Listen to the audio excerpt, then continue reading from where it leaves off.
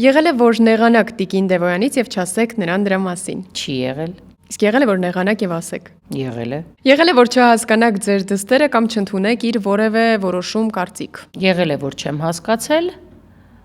բայց կարծում եմ չի եղել, որ չեմ ընդունել։ Չհասկանալով ընդունել եք։ Չհասկանալով ընդունել եմ։ Եղել է չհավանեք ձեր որևէ երգ եւ ցանկանաք ջնջել YouTube-ից։ Եղել է։ Որ երգն էր։ Ջնջել եմ, չեմ ասի։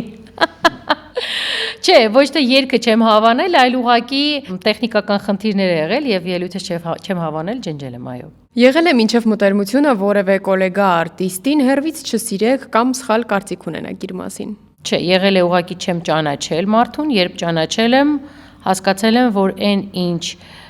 այն կարծիքը, որը ձևավորվել է իր հանդեպ թվային հարթակների միջոցով, չի համապատասխանում իրականությանը։ Ով էր։ Չեմ ասի։ Եղել է, որ մոռանաք ընտանիքի որևէ անդամի ծնունդը շնորհավորել։ Չի եղել։